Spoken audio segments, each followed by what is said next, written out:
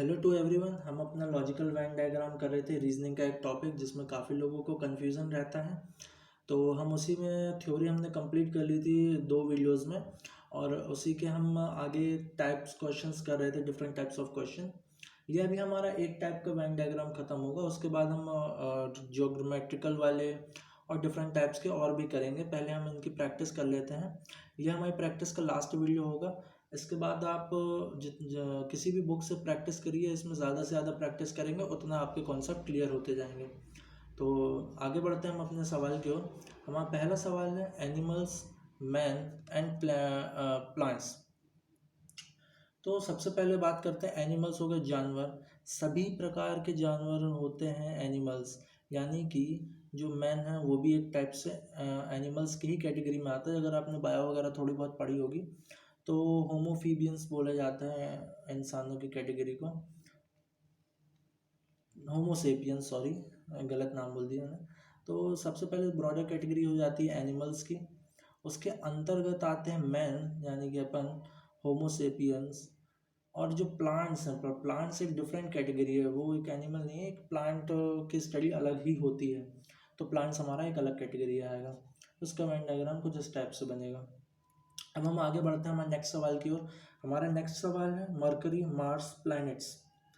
तो जो प्लैनेट्स होते हैं वो सारे प्लैनेट्स, मतलब जितने भी ग्रह होते हैं उनको प्लैनेट्स बोला जाता है। और मरकरी भी एक ग्रह है, मार्स भी एक ग्रह है। तो प्लैनेट अपनी हो गई एक ब्रॉडर कैटेगरी, प्लैनेट्स। उसी में आते हैं अपना मार्स और मरकरी। मार्स एंड मरकरी ये डिफरेंट प्लैनेट्स हैं, इनके बीच में कोई रिलेशन नहीं है। तो इसका वेन डायग्राम कुछ इस टाइप से बने। हमारा जो अगला सवाल है वो है याक, ज़ेब्रा, डियर। अब ये भी तीनों जानवर होते हैं, अलग अलग जानवर होते हैं, इनका आपस में कोई रिलेशन नहीं है। तो सिंपल इनके 3 सर्कल्स बन जाएंगे, डिफरेंट सर्कल्स। एक हो जाएगा याक, एक हो जाएगा ज़ेब्रा, एक हो जाएगा डियर। हम अपने नेक्स्ट क्वेश्चन की ओर बढ़ते हैं। तो हमारा नेक्स्ट क्वेश्चन है वाटर, एटमॉस्फेयर, हाइड्रोजन। अब जो अपना एटमॉस्फेयर है, एटमॉस्फेयर में कुछ पार्ट वाटर का भी होता है, बाकी गैसेस होती हैं, डिफरेंट टाइप्स की गैसेस होती हैं, nitrogen, helium, argon, oxygen, carbon dioxide, different types की गैसेस होती हैं। तो कुछ पार्ट जाएगा वाटर वाटर ड्रॉपलेट्स का, कुछ आ जाएगा एटमॉस्फेयर का, अलग गैसेस का। इसी टाइप से हाइड्रोजन। हाइड्रोजन, वाटर में हाइड्रोजन रहता है, वाटर का फॉर्मूला आपको पता होगा H2O। तो हाइड्रोजन उसमें रहता है। एटमॉस्फेयर में भी हाइड्रोजन है, 0.001%, लगभग बहुत बहुत माइन्यूट परसेंटेज है, पर है हाइड्रोजन।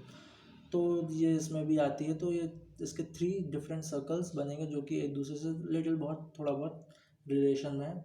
तो इस टाइप से इसका वेन डायग्राम बनेगा।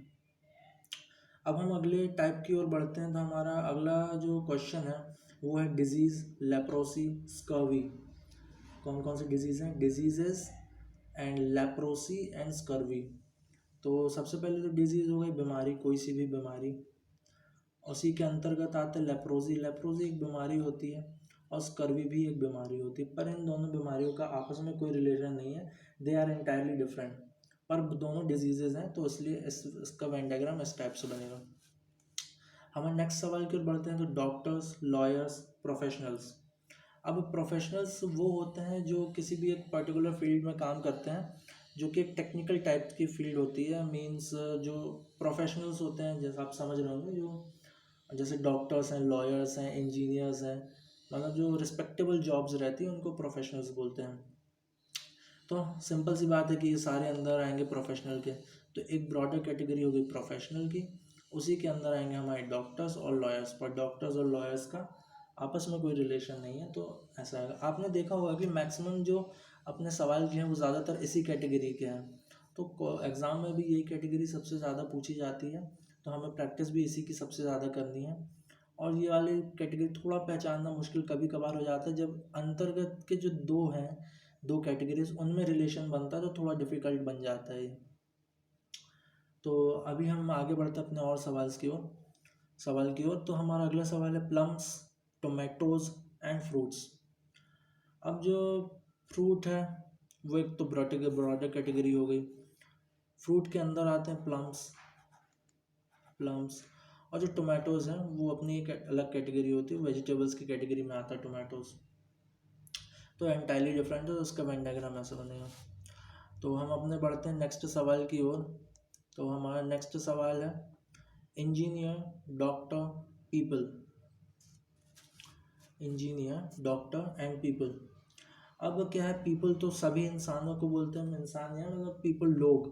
तो पीपल अपना हो गया बाहर कैटेगरी, उसमें से कुछ होंगे इंजीनियर्स, कुछ होंगे डॉक्टर्स, इंसानों में से ही होंगे कुछ इंजीनियर कुछ डॉक्टर, जानवरों में से तो आएंगे नहीं, तो पीपल के अंदर ही आएगा। पर ये आपस में एंटायरली डिफरेंट है, तो इसका जो वेन डायग्राम है वो इस टाइप से बनेगा। तो हम बढ़ते हैं अपने नेक्स्ट सवाल की ओर। हमारा नेक्स्ट सवाल है सी, आइलैंड, माउंटेन। अब आपने सी जो रहता है, सी के अंदर ही आइलैंड बना होता है, आइलैंड और कहीं बनता नहीं है। वो रिवर आइलैंड अलग होते हैं, जैसे कि मजुली आइलैंड है जो असम में ब्रह्मपुत्र पे बना है, वो रिवराइन आइलैंड होते हैं जो रिवर्स पे बनते हैं। पर यहाँ पे रिवराइन आइलैंड अपन को नहीं दिया हुआ है, सिंपल आइलैंड दिया हुआ है, तो नॉर्मली आइलैंड सी में ही बनते हैं। और जो माउंटेन्स रहते हैं वो डिफरेंट कैटेगरी है, उनका कोई सी या आइलैंड से कोई लेना देना नहीं है। तो उसका वेन डायग्राम बनेगा, जो अपनी सी है और जो उसी के अंदर आएंगे अपने आइलैंड्स, और माउंटेन एक अलग कैटेगरी बन जाएगी। तो उसका वेन डायग्राम ऐसा बनेगा। अब हमारा अगला सवाल है इलेक्टेड हाउस, एमपी, एमएलए। तो इसमें होता क्या है कि जो इलेक्टेड हाउस, हाउस मतलब अपने यहाँ जो दो हाउसेस चलते हैं, राज्यसभा और लोकसभा। तो हाउस में एक होता है मेंबर ऑफ पार्लियामेंट और एक होते हैं मेंबर ऑफ लेजिस्लेटिव असेंबली। तो ये इसी किसी न किसी एक हाउस के अंदर ही आएंगे। तो जो ब्रॉडर कैटेगरी हो गई वो हो गई इलेक्टेड हाउस। कोई जिस हाउस में भी वो इलेक्ट हुए, चाहे वो राज्यसभा हो या विधानसभा या कोई सी भी सभा हो, लोकसभा, तो उसमें जो इलेक्टेड हुए हैं तो वो हो गए इलेक्टेड हाउस में ही इलेक्ट होंगे। और साथ में ये हो गए एमपी, ये हो गए अपने एमएलए। एमएलए अलग है और एमपी अलग है। ये होते हैं, एमपी होता है मेंबर ऑफ पार्लियामेंट, एमएलए होता है मेंबर ऑफ लेजिस्लेटिव असेंबलीज। तो इसका वेन डायग्राम ऐसा बनेगा। अब हम अपने नेक्स्ट सवाल की ओर बढ़ते हैं। नेक्स्ट सवाल में दिया हुआ है म्यूजिशियन, इंस्ट्रूमेंटलिस्ट, वायलिनिस्ट। अब अपना होता क्या है, म्यूजिशियंस, म्यूजिशियंस में सारे आते हैं, एक तो इंस्ट्रूमेंटलिस्ट भी आते हैं और जो वोकल्स वाले रहते हैं वो भी आते हैं, म्यूजिशियंस ही कहते हैं उनको। तो जो म्यूजिशियंस क्या है, एक ब्रॉडर कैटेगरी है, जो भी म्यूज़िक से रिलेटेड जो भी काम करते हैं वो अपने आप को म्यूजिशियंस कह सकते हैं। तो सबसे बड़ी कैटेगरी हो जाएगी अपनी म्यूजिशियंस। उनके अंदर आएंगे इंस्ट्रूमेंटलिस्ट और उनके अंदर ही आएंगे अपने वायलिनिस्ट, वायलिनिस्ट, मतलब सॉरी प्रोनाउंसिएशन थोड़ा अच्छा नहीं है, वायलन, वायलिनिस्ट, जो वायलिन बजाते हैं। वायलिन क्योंकि एक इंस्ट्रूमेंट है, म्यूजिक का इंस्ट्रूमेंट है, इसलिए इस कैटेगरी में आएगा। अब आप इसको एक स्टार मार्क कर लीजिएगा, ये थोड़ा एक इम्पॉर्टेंट सवाल है, क्योंकि इसमें जो नॉर्मली लोग सोचते हैं कि इंस्ट्रूमेंट्स के अंदर तो वायलिन ही आएगा, पर म्यूजिशियंस को वो अलग कैटेगरी में रख देते हैं कई बार, तो वो साफ साफ गलत हो जाता है। तो उसका वेन डायग्राम 3 कंसेंट्रिक सर्कल वाला टाइप बनेगा। तो अगले सवाल की ओर बढ़ते हैं। अगले सवाल में हमें दिया हुआ है ग्राम्स, बीन्स और लेग्यूम्स। तो लेग्यूम्स किसको कहते हैं, जो जितने भी बीन्स वगैरह रहते हैं, सॉरी बीज वगैरह कहते हैं जिनको, उनको लेग्यूम्स कहते हैं। उसी के अंदर आता है ग्राम्स, उसी के अंदर आता है बीन्स, पर ये आपस में इंटर कनेक्टेड नहीं होते हैं, इसलिए उनका वेन डायग्राम कुछ स्टेप्स बनेगा। हमारे अगले सवाल में दिया हुआ है माउंटेन, फॉरेस्ट, अर्थ। तो सबसे पहले तो अर्थ के अंदर ही है माउंटेन फॉरेस्ट, हमारी पृथ्वी के अंदर ही है सब कुछ, पृथ्वी से बाहर तो कुछ है नहीं, बाहर है मतलब फॉरेस्ट और माउंटेन उसके बाहर नहीं जाते। तो अर्थ है, बाहर सिर्फ स्पेस है और सेलेस्टियल बॉडीज़ वगैरह। तो अर्थ है, उसके अंदर माउंटेन्स भी हैं, फॉरेस्ट भी हैं। माउंटेन एक अलग चीज़ है, फॉरेस्ट अलग चीज़ है। तो हम कह सकते हैं mountains and forest are part of earth, but some mountains are forested and some forest are mountainous. अब हम ये भी कह सकते हैं कि अगर हम इसका ऐसा डायग्राम बनाएंगे तो ये गलत हो जाएगा। इसका जो डायग्राम बनेगा वो ये इसके क्रॉस सेक्शंस में बनेगा।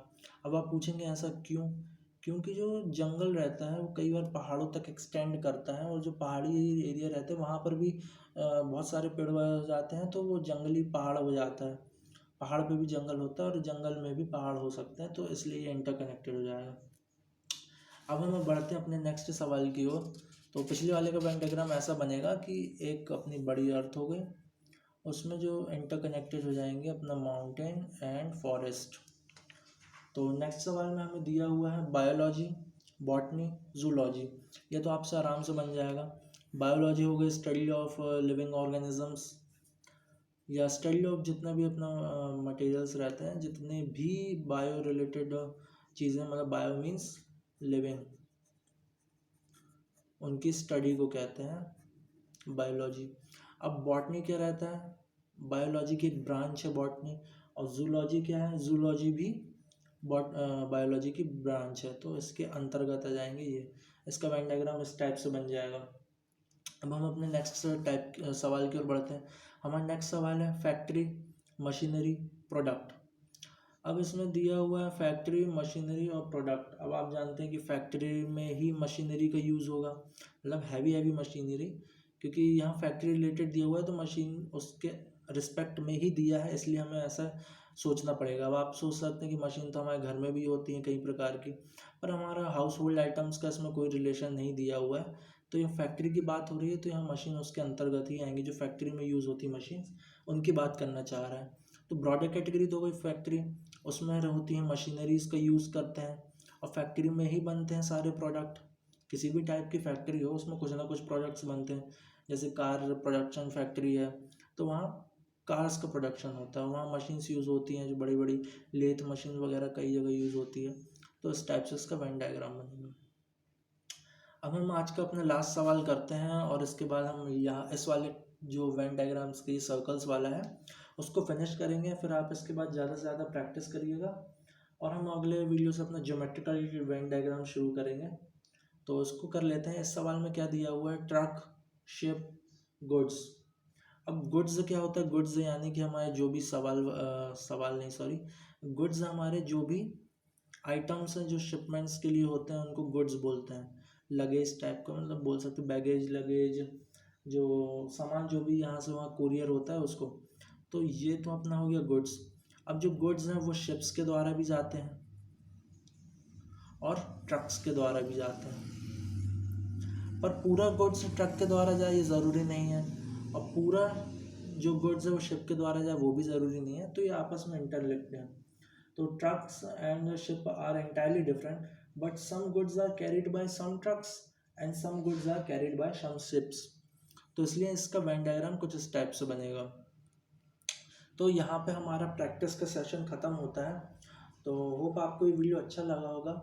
हम अगले वीडियो से ज्योमेट्रिकल वेन डायग्राम स्टार्ट करेंगे। तो जब तक आप इसकी खूब प्रैक्टिस करिए, जितना आप प्रैक्टिस करेंगे उतना अच्छा आपकी इस पर कमांड हो जाएगी, और जो मैंने 10 टाइप पढ़ाए थे उसको एक बार आप और अच्छे से समझ लीजिएगा। तो ठीक है, चलिए वाइंड अप करते हैं और मिलते हैं अगले सेशन में, जहाँ हम ज्योमेट्रिकल वेन डायग्राम स्टार्ट करेंगे। अगर आपको ये कंटेंट अच्छा लग रहा हो तो प्लीज़ लाइक, शेयर और ज़्यादा से ज़्यादा सब्सक्राइब करें, शेयर करें। तो मिलते हैं अगले वीडियो में। तो till then next video, bye, take care, good night.